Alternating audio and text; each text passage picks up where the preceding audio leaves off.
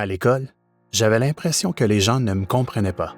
En regardant les autres autour de moi, je me disais « Bon sang, j'aimerais être lui ». Et la pression de me conformer à des attentes impossibles, c'était énorme. Je ne savais pas vraiment comment parler aux filles et c'est là que tout a commencé.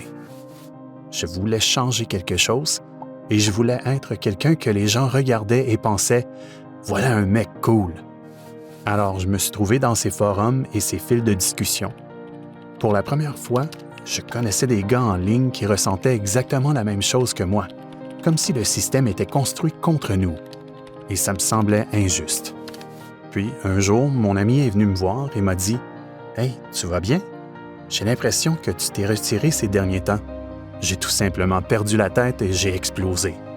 À ce moment-là, j'ai pu voir la peur et la tristesse dans ses yeux. Est-ce que j'avais vraiment fait ça à mon meilleur ami? Je ne savais pas à quel point tout cela me mettait en colère. J'avais tellement de ressentiment en moi. Pourtant, j'ai essayé de revenir en arrière et d'y échapper. Mais quand j'ai levé les yeux, j'ai réalisé que pendant tout ce temps-là, je n'étais pas seul. Il y avait des gens présents pour me soutenir. J'ai arrêté de me disputer avec les autres pour le plaisir de se disputer et j'ai véritablement écouté les autres. J'ai beaucoup appris. Les choses me semblaient plus légères et je me sentais plus heureux.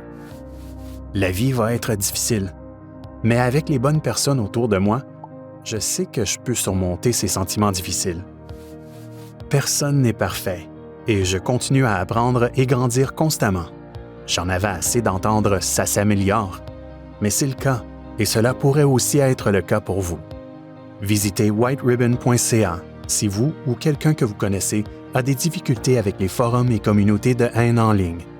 Faisons toutes et tous notre part pour créer des espaces sécuritaires.